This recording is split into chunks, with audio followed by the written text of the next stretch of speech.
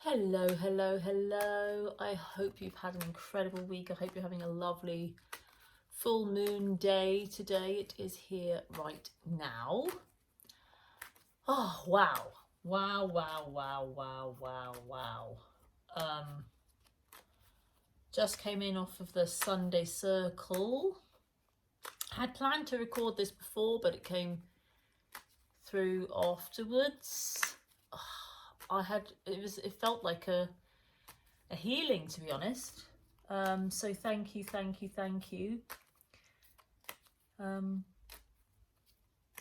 And please never underestimate the power of your desire. I want to say desire, something about desire. It really is all about the material right now. It really, really, really is all about the material. It's everything. Okay, a little bit shuffle. I don't know who that was. Frog in my throat. A little bit more shuffle.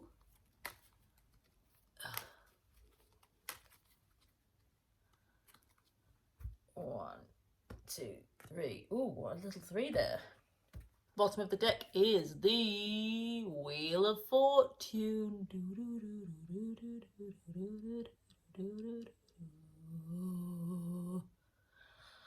The fates.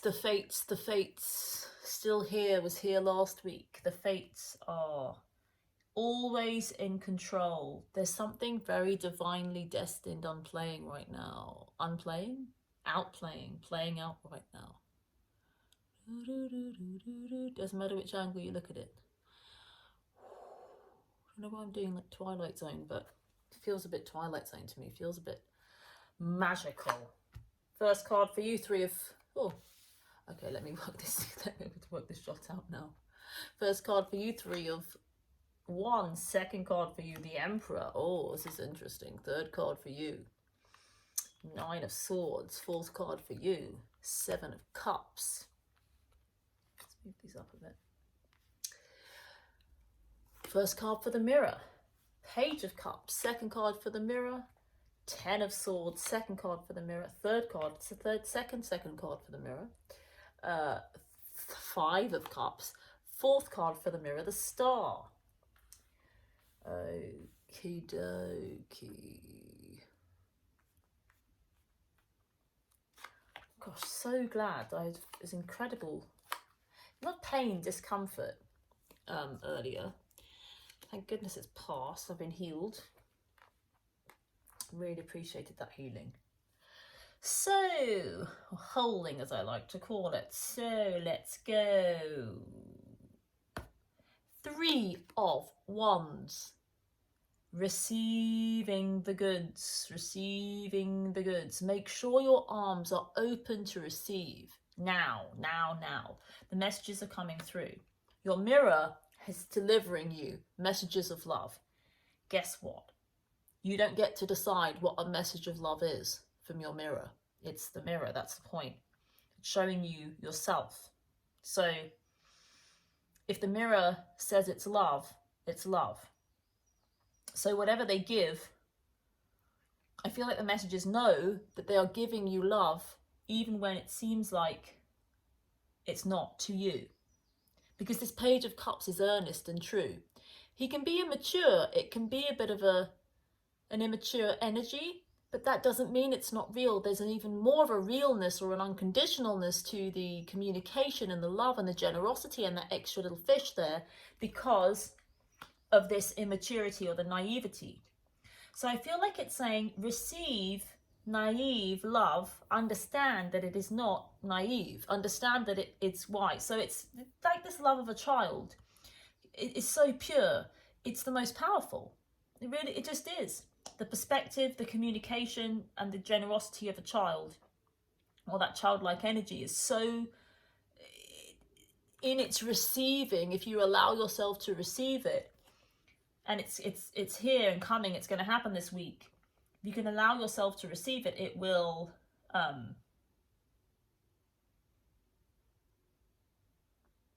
if it is not received, it does not exist. It's kind of what I want to say.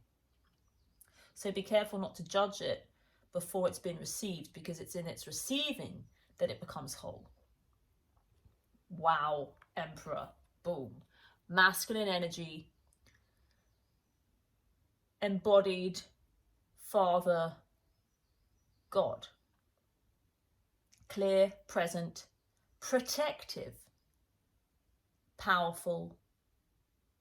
Just feels like the protector. The phrase I have coming through is the protector, and him really coming up for you in yourself, but also in the people around you, the father figures around you. It may even be that you notice that I feel as though it's kind of like moving through different periods of your life, the past and into the future and in the now, but maybe kind of a little bit more focused on the past, this experiencing of how that true leadership in that masculine energy has impacted, and how that moves through you, but also outside of you. So it's a very pure, in a very pure form, that emperor energy, just representing really leadership, actually, authenticity, care, and protection. The mirror over here, 10 of Swords, when we start to play a little bit of a swords game that kicks in. So there's a process of moving through some difficulty on that mirror side that's going to cause you a little bit of grief and anxiety, because it feels like this kind of, it's always darkest before the dawn, because we know that this star is coming on that mirror side. So we know it's all good. We really do. We know it's all good, but we have to go through, we have to kind of let the swords come to an end and then move through this emotion here, this actually kind of like equal space, to move into the star, to move into the brightness. But how it plays out is, it's almost like, I feel as though the mirror can't be as receptive as you, can't really receive the emperor. Well, can receive it, but what the emperor does, what you, in embracing and understanding and welcoming that emperor energy that's kind of come from this Page of Cups, which is kind of interesting, because it's this naive, as I said, energy that is presented, that then gets received by you, that is transmuted, so to speak, into this emperor and this powerful presence in you and outside of you, that then kind of creates, it feels like it's like a lightning bolt. This is Zeus kind of figure, lightning bolt that kind of like hits the mirror, and it's like, well, that's the end of that. But then it shifts into this Five of Cups, which is kind of like, oh, just a transition phase. So we've got 10, 5 to the star. So 10 cut in half, 5, and then the star. You know, the numeral, this is 17, but this star really represents oneness of many. And it's, you know, like the sun is a star, and the star represents many stars, because the star really for us is the sun, but this represents the star as in the stars, really, you know, but it is a star. So of which the star is one. So the sun is one. So it's really just, we all light up the sky when we illuminate ourselves and we become stars. We become supernova. We really become our brightest beingness. And this is the trajectory that mirror is over there for you, but it's a little bit challenging for you. So you come into the Emperor, and I actually feel as though this is to do with this embodiment of, this is the power that I experience, but it's almost like it shoots down a whole lot of BS on that mirror side, but then it kind of leads them into this 3 and 2 makes 5 cups. And there is this experience of, oh, you know, this isn't love and love is somewhere else. And then here there's anxiety there. Anxiety around that this isn't love and love is somewhere else. But what's really fascinating is that this isn't love and love is somewhere else. pushes that mirror into the star, which is the new reality. I really want to say this. I almost feel as though it's as though we're going to gain some stars. I feel as though the stars are going to move closer. So the light, the sun, in terms of this, we're going to gain star systems. So the sun, I feel as though this represents the sun, even though it's not the sun. Well, it kind of is the sun, but it represents the star. And it's like the star, but then all these other stars come to meet it. So there's kind of like a star that's awakening, a new star in the sky. But it's not like a new star, it becomes more like a sun. So it's almost like we gain extra suns, because I feel I have this vision of these star systems, or these stars kind of becoming closer to Earth. If that makes sense. Could be related to the Pleiades, because I feel like sometimes those 7 stars are the 7 sisters, right? Those Pleiadian, like 7 sisters constellation. But it feels like that's coming closer. So those 7 sisters are kind of like closer. And that energy is really, really close and like supporting our sun. So that light is really supported. This is a new state for the Earth that's never existed. But for you, it launches you into another different space. And it's always more space, more space, more space. This emperor has shifted into a new perspective, a new world. It's like stepping through a door into a new space. This was always destined and divine. It was meant to happen. There's something destined that was has always been destined to happen in this time space, and maybe this day, this week, and it has felt there's a little bit of a kind of like a feeling of scariness to it, but that's just because it's unknown, and probably also because there's risk. So whenever there's a birth, there's always a little bit of risk involved, which feels, because it's new and it's unknown, and there's always the fates which can change. That's the kind of thing, the wind can suddenly change, and that is just a constant in life, like that kind of element. But it's not that it's probable, but it's just there's a birthing process, and there's always a little bit of instability through that process of birthing into that star energy. And that might be kind of potentially what's being picked up here. How it plays out though in everyday life, and the embodiment of it is this, there's no love here, love is elsewhere, and then this is anxiety and difficulty, and there's difficulty sleeping, just a strange energy. It doesn't feel as though those swords are kind of created by you, as in it's like things that you're holding on to. It's just a very, very pure, very, very pure energy, which feels like anxiety, but it's piercing through. It's part of the collective, or not part of the collective, but part of whatever is fated. This kind of it's almost like, what I want to say is, sometimes life, fate, wants to shroud ourselves so we can't really see what's happening. And I feel like this is kind of it's a bit like a magic trick. It's like, okay, we're going to just have to distract you with this, story, and it's just very distracting, because it really attracts you, like, and it makes you think about it and try and work it out. But if that doesn't play out like that, because you have that kind of awareness, this will just be like, I can't sleep, or it's just a vibration. It's like it's like there's just something amiss, something just annoying, something kind of like, that's just not quite, it's not even related to your own resistance, not like your own resistant thoughts, but it's just, it will manifest in some way. That 9 of Swords has got nothing to do with you. Again, all fated, kind of the way it plays out.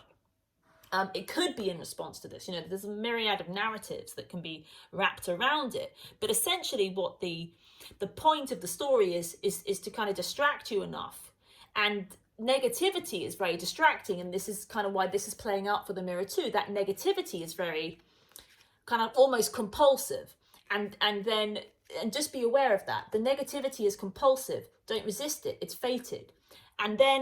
And it kind of comes, here's what's interesting, it comes from this energy, it comes from the Emperor. It feels like a lightning bolt comes from Zeus. Whatever that is, happens. And then it kind of shifts, we kind of clouded. And then we kind of begin to move out. It's like the this just feels like a dodgy, difficult to navigate, not difficult to navigate, but a bit of a kind of wishy-washy energy, actually, where it's like there's not really much I can do. And it is about moving into seeing the world in a different way, because it is all interrelated. This Ten of Swords represents an end, and then this kind of like, oh, I'm gonna distract you with this negative energy, to then kind of this event happens, and then this kind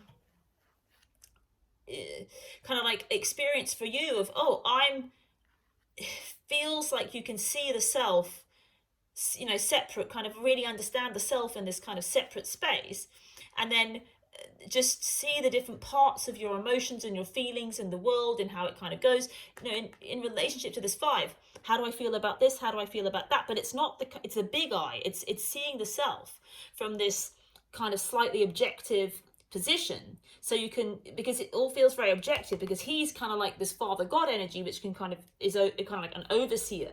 And in that overseer energy, that's why this isn't necessarily that painful, but it's that experience of, oh, I'm going to go there because that's what's happening. It's almost like you've got the script for the movie, and so it doesn't really matter what you think about this part of the movie, because you have the script and you're the director, not producer maybe, actually. And so this is just part of it. But then that kind of like awareness, that happening, shifts you slightly into a different way of viewing things. And it feels like it is really related to the way you experience your emotions. Oh, that's interesting. Like an emotional fluidity, or an emotional kind of like, oh, what's this? What's that? And this new space. So there's this kind of I can't explain it, supernova kind of thing I have, but it's like an explosion almost, but it's a light experience. And then there's a kind of a new reality. And in this new reality, in this new plane, you, the self, objectively, you're viewing it objectively, has just a different way of experiencing. It's like, how do I feel about this? So it's not necessarily emotion, as in it's not kind of like somatic in your body. It's not kind of like this. This feels like it's more about the player of you in the story. So this is kind of more like an energy that you can watch yourself, that hits you and you can watch yourself. But then this is kind of like, oh, as the producer, I have a little bit of agency here.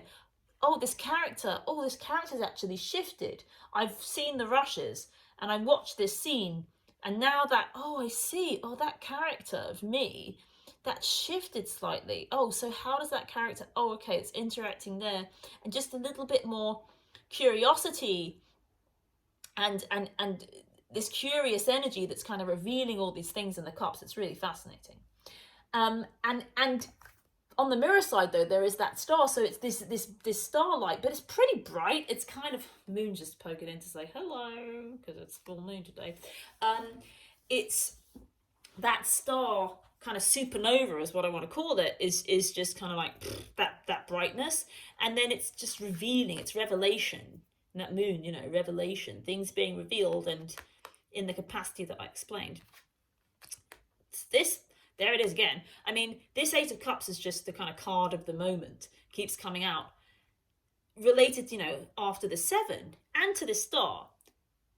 The dream. In search of the dream. Going on that pilgrimage. Going on to go to the place where you need to go. The oracle, this pilgrimage would occur for so many people. And the pilgrimage to get to the oracle, where you're going to ask your question and receive your answer, or go and commune with the fates or gods and get your answer. The journey you have to take to get there is part of the answer as well. And this 8 is really about that. There's a gap, there's something missing, but there isn't anything missing at the same time. And from this objective perspective, and from this slightly from this collective and transpersonal perspective, the greater, the spiritual perspective, so to speak, which is one that can see the self through the eyes of the self and through the eyes of God, goddess, then this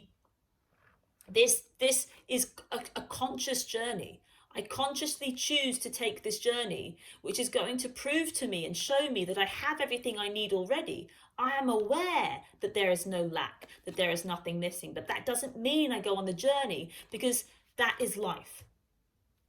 And then Knight of Wands. Interestingly, that journey will take you to re-experience a passion for you. There's this page, and this Knight's really kind of gifting you with a whole lot of energy. That Page of Cups is soft, beautiful, easy, unconditional love. And I want to tell you, the reason why this relationship hasn't seemed like it's worked is because this didn't understand itself enough when it was working in tandem with the Knight of Wands. So this is passion, fire, sex, sexuality, desire, and kind of like movement, action. So that Page of Cups is kind of like like gentle and it's cups. It's this, you know, it's just such a pure feeling of generous love in that. Again, that kind of childlike quality. Well, then how can we sexualize this unconditional love? How can that be about sex? How can desire be part of this? And this is really a massive part of this relationship in terms of integrating the spiritual and the material, or the sexual and the, you know, love and sex, or feeling and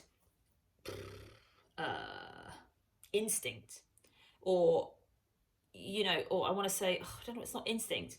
It's kind of like emotions and instinct. That's really what it is. Because instincts are not necessarily emotional. So how can I integrate my emotions, love, the flow of my emotions, my feelings, with this kind of like desire, with this passion, with this instinct? That Page of Cups then evolves into this Knight of Wands. And this is what this resistance can be with this Three of Wands. Because saying, well, he just wants to come and have sex with me, this Knight of Wands. It's not just that, but there's a lot of desire and, you know, phallic kind of energy in that Knight of Wands, creative power. And then it's kind of saying, but it's born from this Page of Cups, and it is there. It's just beautiful interplay here. You can read, I could go on about these cards forever. Just you can feel into that yourself. Interesting. Queen of Swords. She feels like she's the deliverer of this. This is this kind of like lightning that comes through Zeus, straight into there. And maybe all of these things, it's kind of like feels like a harshness and creates this pain, you know, suffering. Well, it's not suffering, but yeah, it is. It's kind of like ending. It's just like, I mean, thunderclap, lightning bolt. But look at that. It really just moves into this, I've woken up out of my sleep. It's like a lightning, thunderbolt and lightning, very, very frightening, but it's not. And it's just like, this kind of like, I mean, I'm sure you can understand. It's like a light explosion. It's lightning. It's really lightning, but it's like a lightning that lights up the sky and illuminates everything. And then it's like it creates this big change whereby we've got more stars around us, more light, more stars. It's star energy. And it just helps us to see in the dark and this clarity. But there is this process of kind of like, I want to call it is suffering, difficulty, challenge about the way we feel and feeling kind of bad, negative emotion. But then look at this 10 of Cups is what's born out of this.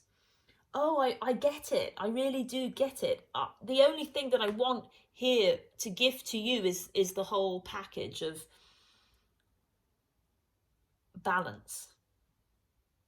I saw a rainbow yesterday. Was it yesterday? No, it's Friday. I went in to buy a lottery ticket. Well, I won a free lottery ticket, and I went to pick it up. And as I came out of it was raining when we had to run into the store.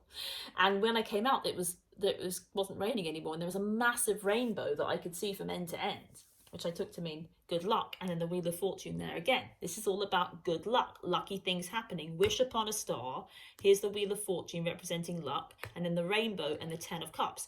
So there's something, this is fated. This was always meant to happen now. And you are part of it. You've done everything you needed to do, which was just be present in the moment and allow the wheels to turn. All the work we've been doing here for years and years and years, some, real time here and time all over the place, is about allowing this wheel to turn, allowing the wheel of fortune to turn. And look at, the tarot, through the tarot. And the message here is, well done, congratulations. You've created this by just allowing your fate to unfold, and coming to the places and people and investing in those places and people that were going to reveal and allow you and support you in that allowing of that wheel to turn. Oh, then that Page of Swords is out. Oh, get ready. Oh, this is interesting. That Page of Swords has come out to talk to that Queen of Swords. There's something here about a mother and a son. There's a bit of a backlash, but it feels like that lightning. It's light again. I can see sparks flying off these swords. So this queen wins. That page hasn't got a chance. The queen's decree is it. See the way her sword is kind of it's just stay. The queen decrees, and her decree is final. She has no chance, that page. If he can resist as much as he likes, but that battle, he will lose that battle. And this is what causes this Ten of Swords. So this is a really amazing story here. So it's that you have the fates are on your side, as in you have all the power, and the Zeus is kind of working through you. Father God kind of energy is working through you. Then this queen is kind of like the manifestation of that lightning, and it's intellectual, it's communication, it's clarity, and it's in there. It kind of creates this 10, but then it's like a domino effect that moves it into all of this amazing energy. But I feel like it's kind of saying that how that gets created is that there's resistance. There's kind of like resistance here that I could feel, because they feel like very different energies, so this creates somewhat that energy. When that queen comes out, that page kind of like fights her, and it creates the spark that kind of like it's all energy. It's all like kind of like flames, but it's not flames. It's just energy. It's kinetic energy, and it's heat. Creates the heat, the forge that's part of this process of creation of these stars coming into being. And then this Page of Swords, just kind of like he attacks the queen, but he's not really attacking the queen. He attacks the sword. He attacks her truth, and what he realizes is that his sword, because there's no power in his sword, he wastes his energy putting his sword behind over his shoulder to try and attack somewhat the sword of the queen. She doesn't fight, she just stays. And she can stay forever. Fighting, we get tired. Staying, just stay forever. Staying is power. And she's backed up by this emperor. And there's potential for it to be kind of tricky in the process, because it feels like, oh no, maybe I made a mistake. It feels like it's done, and it's kind of like there's no love here. But it's kind of like, oh no, trust the fates, trust what's unfolding, because then this star emerges, and this has always been and is now, exactly now, part of this process of shifting things into a completely different reality, whereby I'm drawn to that movie Another Earth, where another Earth appears in the sky. It's kind of like that, but it's like another 7. We get 7 more suns. It's so this is the awakening of the 7 suns. Just let that hit. And this is how it all unfolds.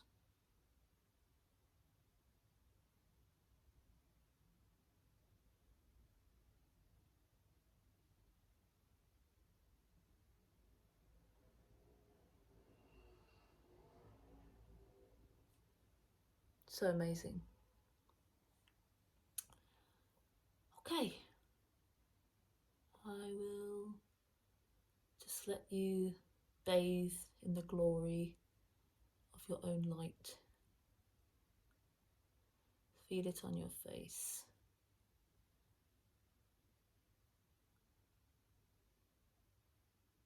and the light of the seven suns, which was prophesied and would always happen. I love you, thank you.